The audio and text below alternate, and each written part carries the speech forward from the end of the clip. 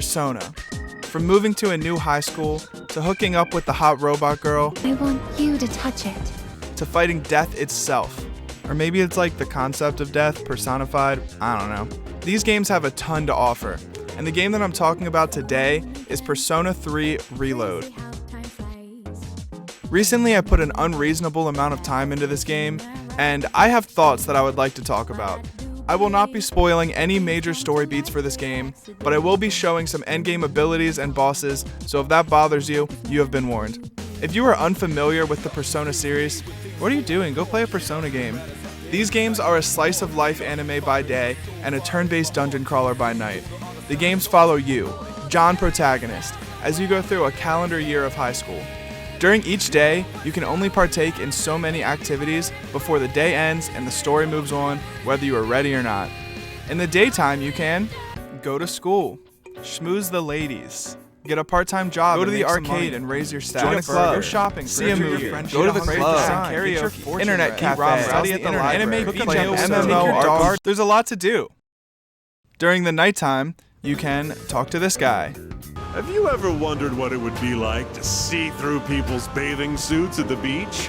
Or you can go to the seemingly never-ending dungeon that is also your school, don't ask, and fight shadows with your friends. You can summon personas to fight, personas being like monsters that you can capture and level up. So like Pokemon, but instead of getting to choose between starters, you get to choose between waifus. I guess is the only correct answer, by the way, you cannot change my mind. Early on in this dungeon, you are warned about a shadow known as the Reaper that will show up if you stay on the same floor for too long. Don't f with the Reaper. This dude is scary.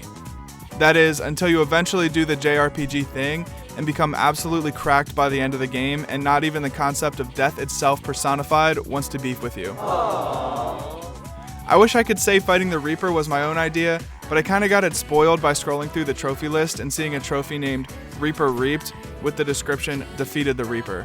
And I decided that I had a new goal. With about 2 weeks left on my calendar before the game ends, and my party as pimped out as they could be, so I thought, I decided it was time to try and fight this dude. Now, I played this game on hard mode, and throughout the 60 or so hours that it took me to get here, I had not faced any challenges or I felt like the game did not provide me with the tools that I needed to win. This fight humbled me. Without even mentioning the fact that the Reaper gets to take 3 turns to my 1 turn, this dude has some attacks that are straight up bullshit. He has insta-kill attacks. They'll probably miss, but if they don't, no amount of buffs or debuffs will save you, get absolutely title screened. He has attacks that can inflict your entire party with status ailments, like Fear. Fear will sometimes make you too scared to make a move, so your character just wastes their turn. That's fair, but what if it also made it so that if a character got too scared, they would legitimately just run away from the fight, leaving the rest of the party to fend for themselves? Sonata literally did this to me multiple times. This fight is hard enough with all 4 characters, I do not stand a chance with 3. Instant title screen. For a character that never shuts up about needing to get stronger to protect his friends, he sure can act like a little bitch sometimes. I know it's just a game mechanic, but I actually started to like him less after this fight. No, I'm not shaking.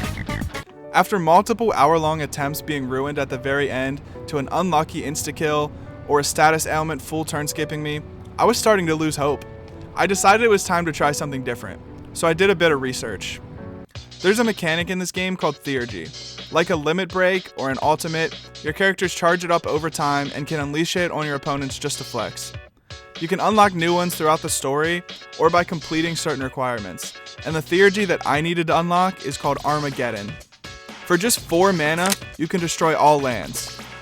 Okay, actually that's what Armageddon does in Magic the Gathering, but if you could play Magic in this game, playing Armageddon would definitely lower your social links. You don't need to be a dick about it. In Persona, Armageddon lowers your health and your SP to 1 in order to deal maximum damage to your enemies, a very satisfying 9999. That's right, we're gonna cheese this guy.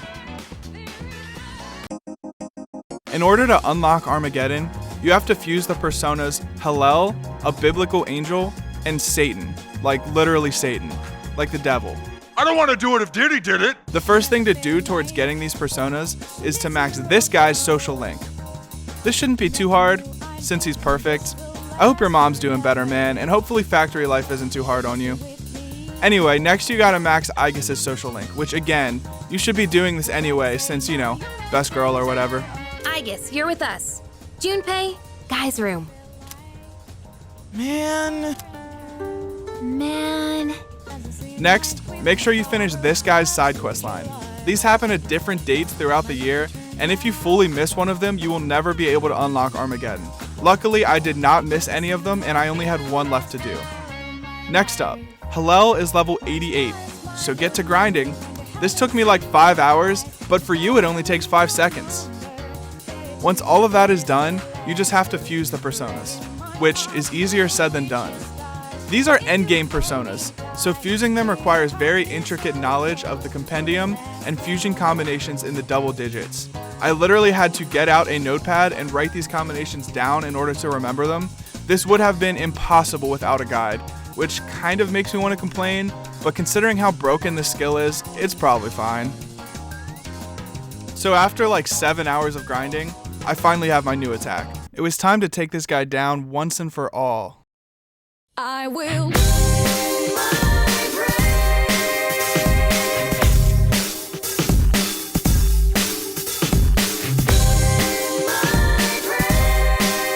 And he's dead. Anticlimactic, right? But what if I told you that this video isn't actually about the Reaper? You would probably say something like, Yeah, I know. The thumbnail was a picture of someone else entirely. Also, why did you yap for 7 minutes without even mentioning her?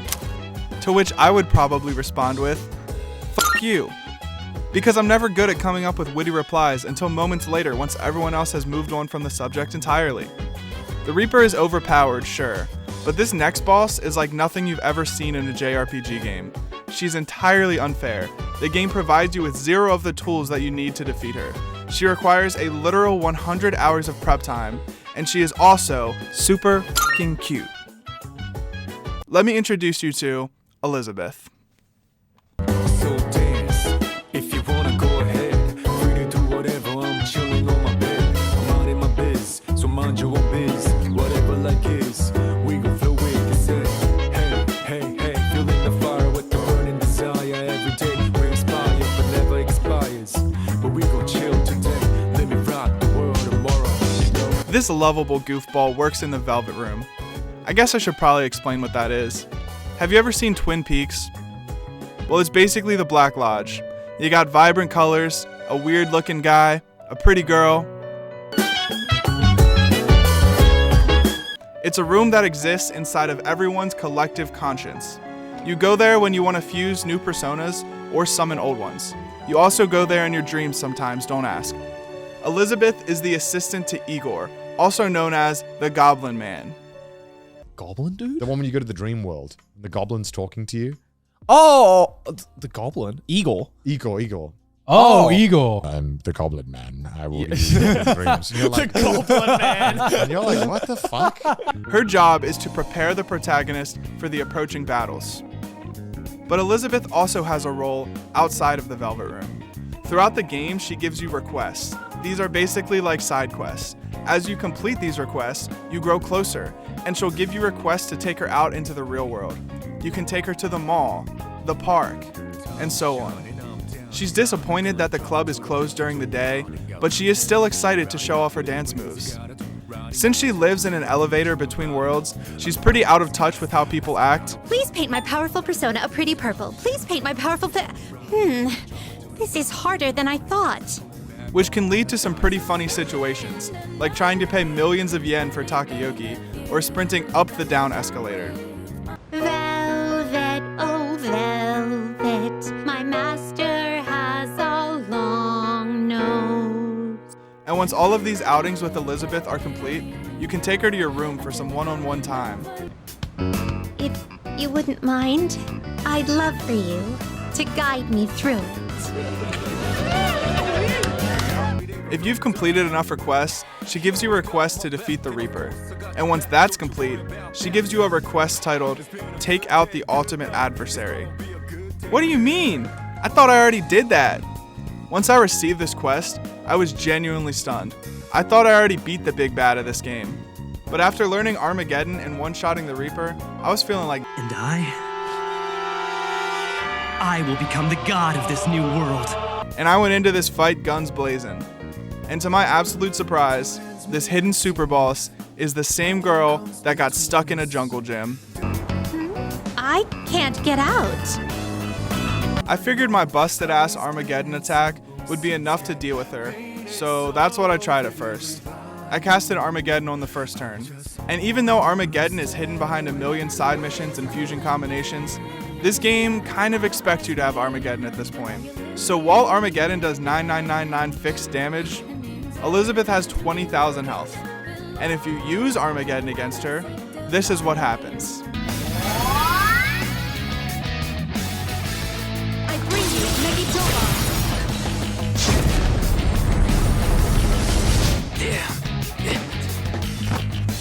Huh?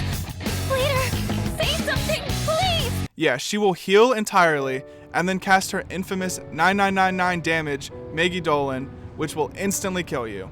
If you have skills equipped to survive an insta-kill, she will cast it over and over until you die. You see, Elizabeth has a set of rules that you have to follow. First, no reviving yourself. That means you can't cheese this fight by playing on peaceful mode. But that's fine. If you want to fight Elizabeth, you're probably not the type of person who wants to play on the easiest difficulty anyway. Next, come alone. You cannot bring any party members with you. This is a one-on-one fight. The next rule is no using Armageddon. She knows how unfair of a move this is and specifically calls it out in her rule set. The next rule is you cannot use a persona that will null, repel, or drain any of her attacks. This is probably the hardest rule to figure out by yourself, but yeah, no cheesing this fight with a persona that is immune to her arsenal. And lastly, the fight must not go on for longer than 50 turns. Breaking any of these rules will cause her to fully heal and then use Megidolan and insta-kill you. Which brings me to my problem with this fight.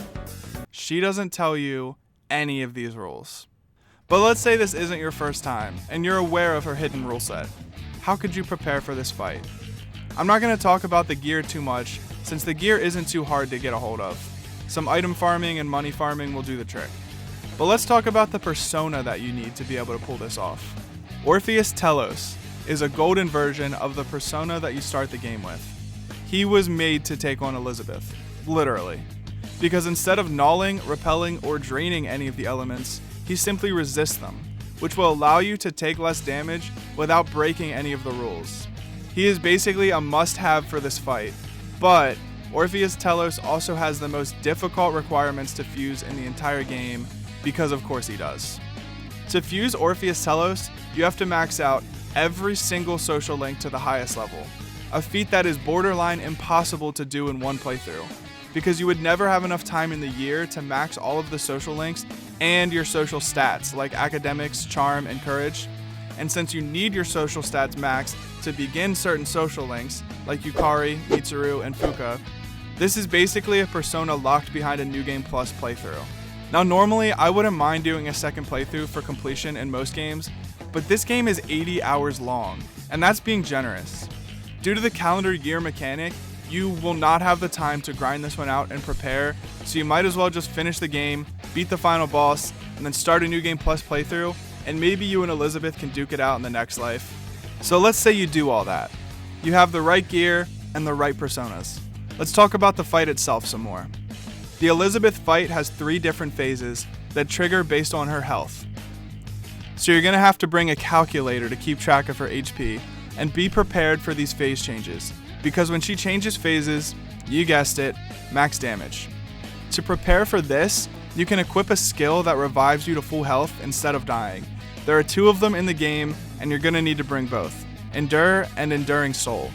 It is possible to hit Elizabeth's weakness, though her affinities will change every single turn, so you're going to have to scan her every single turn.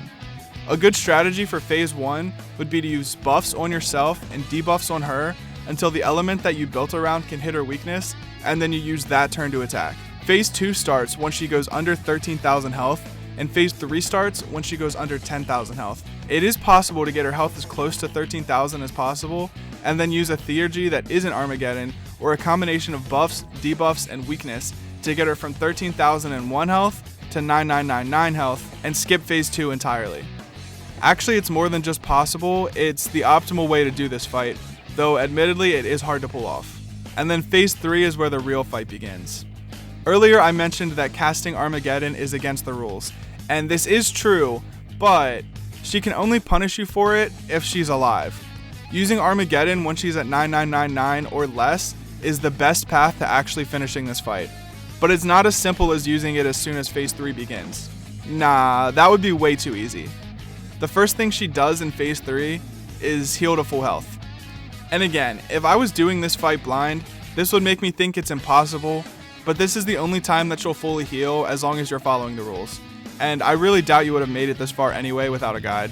In phase 3, she now switches personas twice per turn, making it even harder to make sure that you don't break the "you can't block" rule, so you gotta have Orpheus equipped the entire time. If you can manage to get her health under 10,000, she has one final instant kill attack for you, which you can survive using your Endure skill, and then you cast Armageddon on your next turn for all the marbles. So just to recap, in order to do this fight, you need to bring a persona that requires you to do a second playthrough on New Game Plus of an 80-hour game, a full understanding of her hidden rule set and phases, all of which the game doesn't tell you about, even if you break them, and a fucking calculator. And that is why I think Elizabeth is a JRPG boss that takes it too far. Or you could always just use a jungle gym. I can't get out.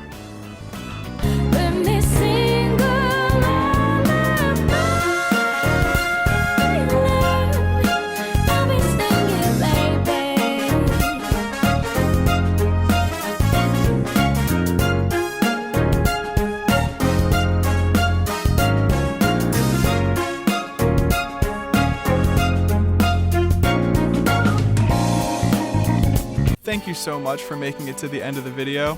I know this is a lot different than my usual card game related content.